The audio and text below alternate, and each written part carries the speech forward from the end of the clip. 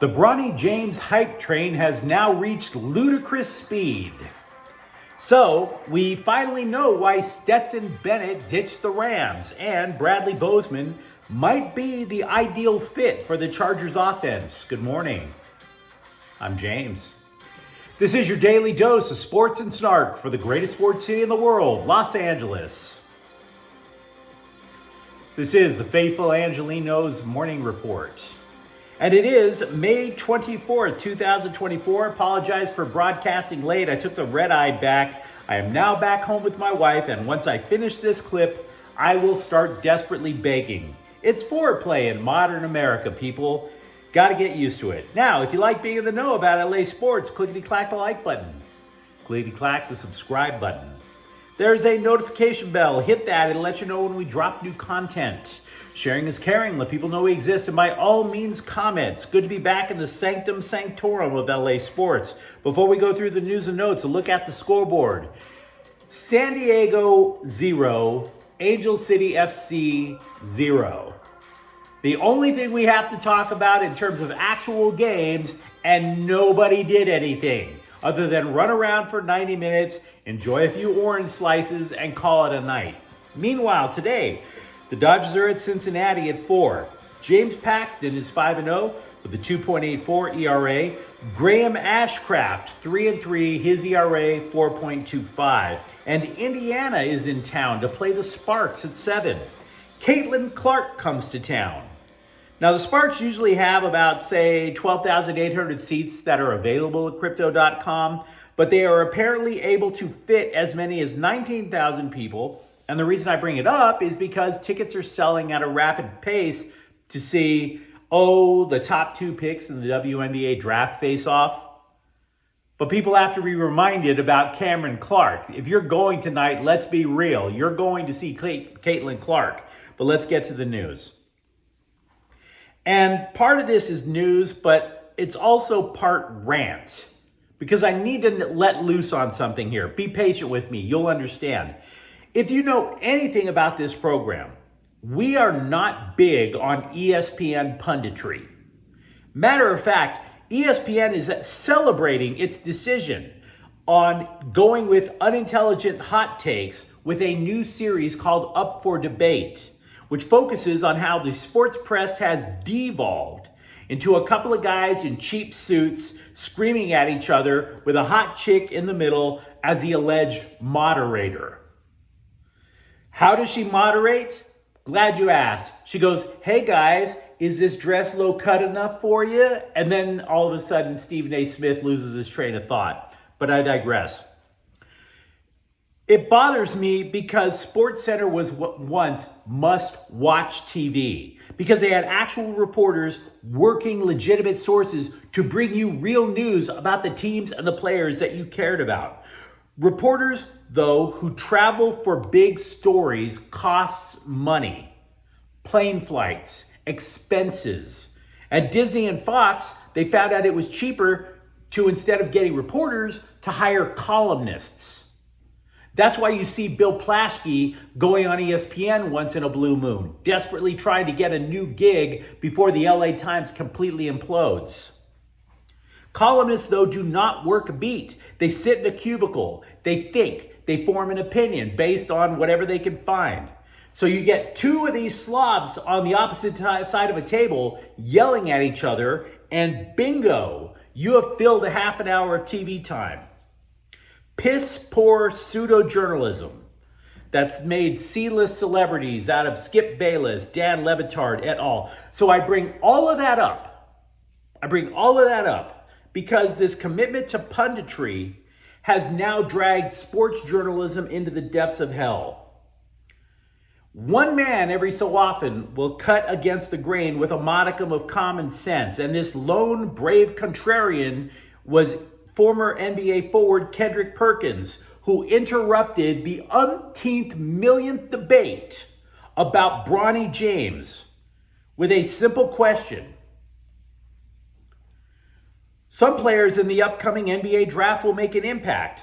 We're not talking about any of them because all we're doing is talking about Bronny James. And the other pundits there were like, but oh, it's so important. He's LeBron James's kid. The reality is that few people want to admit how profoundly stupid a conversation this is to have every day. Bronny James, who is at best a mid to late second round pick in the upcoming NBA draft. So why am I bringing all this up? Because yesterday morning, CBSSports.com ran 2 articles. The first was in the lead position. Which NBA team would fit Bronny James best? And by the way, it's not which team would Bronny James fit. No. It's which team can offer more to Bronny James. Like he's the prize. Colin Ward Henninger, so important to journalism that he has 3 names, ranked 10 teams that fit Bronny James's needs. And of course, the Lakers aren't on that list. Side note, if you are on a job search, understand that Mr. McGillicuddy trying to find a guy working in his factory is not looking to satisfy your needs. He's looking to satisfy his. So this is an ass-backward question. The NBA should not be going out trying to satisfy Bronny James. Bronny James needs to satisfy the needs of an NBA team. Bananas. Absolutely bananas.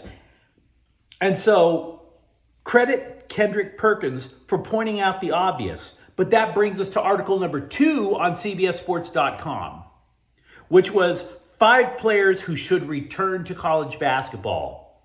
Bronny James was number 2. All of this talk, all of the writing, all of the hype about Bronny James, and it all comes back to what we have been saying on this channel for months. Bronny James might get drafted by the Lakers in the second round, and he's not ready yet. Because if you're drafted mid to late second round, you are at best a G League player. All signs point to Bronny James staying in the draft. But again, the dude needs to stay in school. It could be at USC. It could be somewhere else. For all the hyperbole, for all the punditry, Bronny James has only played 20 college games after a cardiac arrest, and he is not ready, no matter what ESPN tells you. And that's the memo. The Rams have been my favorite football team from the time I was a kid, except for the time when they were moved to St. Louis by the former stripper who wound up owning the team. But I digress. So it pains me to say that the Rams have acted like the Nixon White House when it comes to quarterback Stetson Bennett. Last year, people were actually hyping him as the heir apparent to Matthew Stafford, and then poof, he disappears into the ether. So what happened? We know that Bennett was arrested in Dallas before the draft in a public drunkenness case. But in the grand scheme of things, that's not that big a deal. I mean, I know it sounds crass, but it's really not big a deal. We know many people who battle alcoholism. We know many people who function despite alcoholism. We root for people to try to conquer their demons. So if this was an alcoholism thing, okay. But General Manager Les Snead told Rams Wire that the game took a mental toll on Bennett. Quote, he's an exhausted human being. Based on everything he had done to walk on, go to JUCO, to come back, to turn down small schools, and say, I'm going to try to do this Georgia thing, to win a job, then win the thing, and then to determine, I'm going to come back. And then you come back, it's really win it again or you failed, and it does all take a toll on a human being, unquote. Bullcrap. Bullcrap. I just took a red eye to make sure I got home with my wife. I fly cross transcontinental flights every single week to try to make sure that I could put a roof over my head for the people I love. You don't see me taking off for an entire year. Do you take off for an entire year? I would wager that the vast majority of the people here, the only reason they ever took off an entire year was when the government told them to during the COVID lockdowns. So this is spin. As much as I love the Rams, that is a terrible excuse, wanting a break from football. If you want a break from your job, a year-long one, no. I would so much rather have heard that Bennett was dealing with a personal issue like an addiction or something like that. That's at least a story that I can get behind and root for him for. I'm amazed the guy still has a contract. Absolutely amazed. Meanwhile, running back Blake Corum told The Athletic that despite being a rookie, he's picking up the Rams' offense. Quote, Coach McVay, his offense is amazing. It is a lot. For me, coming from a pro-style offense at Michigan, I feel like I'm picking everything up, unquote. Corum said that in his study time, he has learned that McVay's run game interconnects in different ways. Quote, the offense, one play, you can run it out of so many different formations, different ways, so it's fun to mess with the defense, motions and all that. The play is still the base play. There's just a lot of smoke and mirrors, unquote. The Athletic took a closer look at Chargers center Bradley Bozeman, which matters because a couple of days ago we were talking about how the Chargers offensive line absolutely disintegrated the moment that his predecessor, Corey Linsley, went down for the season with a heart condition. They even broke the dude down on film over at The Athletic. Now, the upshot is this, and it validates how important this guy is going to be to the Chargers. Bozeman was awful last year because the Carolina Panthers, who he played for then, did not scheme to his strength. The Chargers, however, are going to have a straight ahead, downhill, coming right at you running game between the tackles, which means that Bozeman will be much more effective because he's 325 pounds, he has trouble moving side to side, but he can just line up and blast you right in the mouth, right at the point of attack. So he could very much be the right guy for the Bolts job.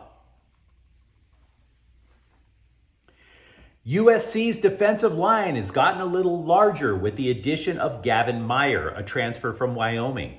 He appeared in 26 games with the Cowboys, which is admittedly in a much smaller conference. 66 tackles, 4 sacks. He is not, however, a game changer. If anything, this guy's going to be more of a rotation addition than an impact guy. He played 351 snaps last year for Wyoming.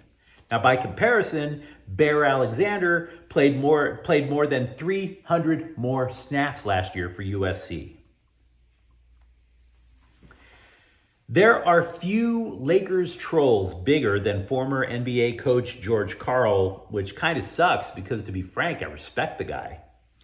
But anyway, for whatever reason, the guy took to Twitter to apologize for letting, quote, my sports hate go too far. I have deep respect for the Lakers and consider them the greatest sports team of the past 50 years.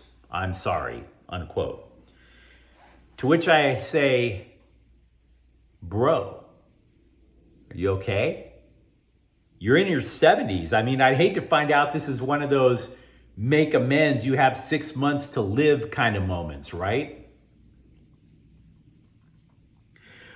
We know who LAFC will face in the quarterfinals of the U.S. Open Cup. They will welcome New Mexico United of the USL. That'll either be on July 9th or July 10th. Also, incoming striker Olivier Giroud, it was announced today that after he plays in Euro 2024, he is going to be done playing for France in international competition. In other words, his rest of his career is going to be for club, which is probably going to be LAFC. But you let me know what you think in the comments thread. Talk to me about the overhyping of Bronny James. Or am I wrong and he deserves the hype? Let me know what you think about Stetson Bennett with the Rams or Bradley Bozeman with the Bolts. And if you enjoyed the conversation, don't forget to subscribe to Faithful Angelenos. We are talking LA sports every single day here. Thank you for watching. I'm James. We'll be back tomorrow. Faithful Angelenos is a Quien Corte El Queso production. Take care.